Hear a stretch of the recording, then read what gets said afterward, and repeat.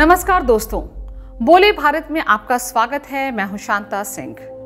पूर्व प्रधानमंत्री हरदन हल्ले डड्डेगौड़ा देवेगौड़ा जब 1 जून 1996 को प्रधानमंत्री बने तो उनकी सादगी और चरित्र के बारे में अखबारों में बहुत कुछ लिखा गया। ये भी लिखा गया कि देवेगौड़ा शराब नहीं पीते और शबाब में उनकी दिलचस्पी नहीं है। 91 साल के देवेगौड़ा खुद किसी ऐसे स्कैंडल में फंसे नहीं, कहीं उनका नाम नहीं आया, लेकिन आज उनके बेटे और पोते के शर्मसार करने वाले सेक्स स्कैंडल और सेक्स वीडियो क्लिप्स दसों दिशाओं में घूम रहे हैं। देवेगौड़ा के बेटे HD रेवन्ना और रेवन्ना के बेटे प्रज्वल रेवन्ना पर लगे यौन उत्पीड़न के आरोपों ने पूरे देश को हिलाकर रख दिया है। सफेदपोश बाप और बेटा और उनकी हवस का शिकार मासूम बेबस महिलाएं और लड़कियां, और उन सबके करीब 3000 अश्लील वीडियो वाला पेन ड्राइव। राज्य सरकार ने SIT बनाकर जांच तो शुरू कर दी है, लेकिन सबसे बड़ा सवाल यही बना रह जाता है दोस्तों कि उन महिलाओं और लड़कियों का क्या, जो कर्नाटक के एक रसूखदार परिवार की हनक के नीचे न जाने कब से सिसकियां ले रही थी। प्रज्वल जर्मनी में है और जल्दी ही भारत आने की बात भी कर रहा है, लेकिन इसकी बातों पर यकीन कौन करेगा। उसके खिलाफ लुकआउट नोटिस जारी हो चुका है।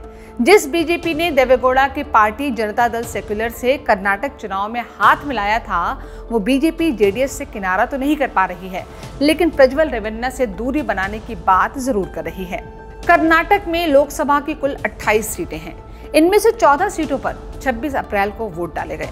अब ये संयोग है या प्रयोग कि उसी दिन प्रज्वल रेवन्ना के अश्लील वीडियो सर्कुलेट होने लगे। फिर भी प्रज्वल पूरी बेशर्मी के साथ वोट मांगता रहा और एक तरफ चुनाव खत्म हुआ तो दूसरी ओर प्रज्वल रेवन्ना देश छोड़कर भाग गया। तो अब इस भागम भाग की कहानी खुली कैसे? टाइम्स ऑफ इंडिया में छपी एक रिपोर्ट के मुताबिक HD रेवन्ना और उनके बेटे प्रज्वल रेवन्ना के पुराने ड्राइवर कार्तिक ने सारा भंडाफोड़ किया है। कार्तिक के मुताबिक उसकी जमीन पर रेवन्ना परिवार ने कब्जा कर लिया था। जब कार्तिक ने विरोध किया तो उससे और उसकी पत्नी से मारपीट हुई। कार्तिक को रेवन्ना परिवार की सारी काली करतूतों का पता था। उसने उन अश्लील और अभद्र करतूतों का वीडियो एक पेन ड्राइव में हासिल कर लिया और उसे बीजेपी के एक नेता और विधायक देवराज गौड़ा को दे दिया। इस बीच प्रज्वल को इसकी भनक लग चुकी थी, इसलिए पिछले साल यानी कि 2023 के जून में वो अदालत चला गया कि वीडियो से उसकी छवि खराब की जा रही है। साथ ही प्रज्वल ने देवराज गौड़ा से मुलाकात करके पेन ड्राइव भी हासिल कर ली। कार्तिक का पक्ष था कि देवराज गौड़ा ने उसको धोखा दिया।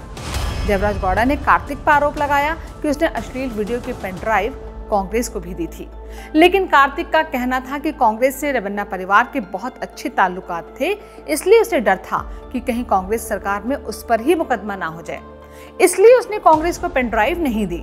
फिर सारे रहस्यों को तोड़ते हुए ठीक 26 अप्रैल को जब कर्नाटक की 14 सीटों पर वोट डाले जा रहे थे, उसी वक्त प्रज्वल रेवन्ना का अश्लील वीडियो पूरे कर्नाटक में घूमने लगा।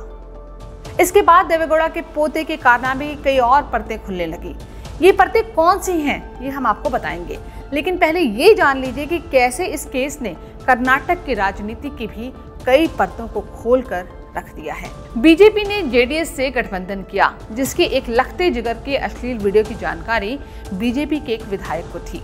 सवाल ये उठता है कि आखिर उसने पार्टी को इस सच्चाई के बारे में क्यों नहीं बताया, और बताया तो इसी समय इस पर कार्रवाई क्यों नहीं हुई। अगर हुई होती तो शायद चुनाव बीजेपी बनाम कांग्रेस होता और इसमें बीजेपी को फायदा मिल सकता था और वो JDS से गठबंधन करने से भी बच जाती। दूसरा सवाल कांग्रेस और उसकी प्रदेश सरकार पर है। क्या प्रदेश की सिद्धारमैया सरकार को इसकी भनक तक नहीं थी? अगर थी तो कार्रवाई क्यों नहीं की? मीडिया में ऐसी खबरें आ रही थी कि पहले चरण में जहां जहां चुनाव थे वहां वोक्कालिका समुदाय का काफी दबदबा है और उसी समुदाय से देवेगौड़ा आते हैं। सिद्धारमैया को डर था कि कहीं ये वीडियो बाउंस बैक न कर जाए और वोक्कालिका वोट कांग्रेस की जगह बीजेपी और देवेगौड़ा की पार्टी की झोली में गिर जाए, इसलिए वोटिंग के दिन ये वीडियो आया। अब ये सारी सच्चाई और इसकी परतें धीरे धीरे खुलेंगी, लेकिन इसमें ही एक बड़ा सवाल ये है कि क्या कोई समुदाय वैसे नेता को भी बर्दाश्त करेगा जिसने ना जाने कितनी महिलाओं की जिंदगी बर्बाद कर दी हो। और हाँ, उसमें वोक्कालिका समुदाय की महिलाएं भी हो सकती हैं। रेवन्ना परिवार में रसोइये का काम कर चुकी एक महिला ने FIR दर्ज कराई है कि उस घर में आने के 4 महीने बाद ही उसका शारीरिक शोषण शुरू हो गया। वो महिला एचडी रेवन्ना की पत्नी और प्रज्वल रेवन्ना की मां भवानी रेवन्ना की रिश्तेदार थी। इस बीच देवेगौड़ा की बहू भवानी रेवन्ना का भी एक वीडियो वायरल होने लगा, जिसमें उनकी महंगी एसयूवी में एक मोटरसाइकिल वाले से खरोंच आ गई, तो वो गुस्से में बाइक को जला देने की बात करती हैं और हस्तक्षेप करने वाले दूसरे लोगों पर भी भड़क उठती हैं। लेकिन उनके ससुर यानी कि देवेगौड़ा अपनी बहू का बचाव ये कहकर करने लगे कि किसी सर्जरी के बाद से वो तनाव में रहने लगी है। कहा यह भी जाता है कि देवेगौड़ा को अपनी पत्नी भवानी रेवन्ना की जिद के आगे झुककर ही हासन से प्रज्वल रेवन्ना को टिकट देना पड़ा था। पिछली बार देवेगौड़ा ने हासन सीट प्रज्वल को दे दी थी। प्रज्वल तो जीत गया, लेकिन तुमकुरु जाकर देवेगौड़ा खुद हार गए। जिस पोते के मोह या दबाव में देवेगौड़ा ने अपने परंपरागत हासन सीट छोड़ी थी, उस पोते ने दादा से कुछ नहीं सीखा। देवेगौड़ा के घोर विरोधी भी मानते हैं कि उनमें अक्खड़ता है, वो शातिर राजनेता हैं, लेकिन महिलाओं को लेकर उनमें सम्मान का भाव रहा है। वो महिलाओं को इस्तेमाल की वस्तु नहीं समझते थे। पूरी विनम्रता के साथ महिलाओं को नन्ना थायंदिरो यानी मेरी माताओं कहकर संबोधित करते हैं, लेकिन अपने बेटे और पोते की करतूतों पर आज मौनी बाबा बन गए हैं। लेकिन इससे होगा क्या? क्या देवेगौड़ा परिवार का संकट दूर हो जाएगा? क्या वो समस्याओं से निकल जाएंगे?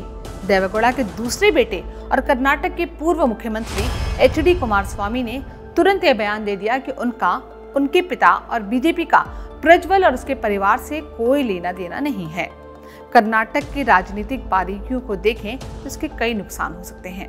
नंबर 1, देवेगौड़ा परिवार ऐसी घटनाओं को बहुत बेशर्मी से झेल जाता है, यानी ये भी महज एक स्कैंडल बनकर रह जाएगा और देवेगौड़ा परिवार इससे संवेदना के स्तर पर प्रभावित नहीं होगा। नंबर 2, देवेगौड़ा परिवार का राजनीतिक क्षेत्रफल और संकुचित होगा। जिस वोकालिगा समुदाय को देवेगौड़ा परिवार अपनी जागीर समझता था, वो कांग्रेस की तरफ शिफ्ट हो सकता है, क्योंकि वहां उप मुख्यमंत्री डीके शिवकुमार उसी समुदाय से आते हैं और उनमें संभावना दिखती है। और नंबर 3, बीजेपी अभी इस स्कैंडल से मोटा मोटी तौर पे किनारा कर चुकी है, लेकिन 4 जून का इंतजार करेगी।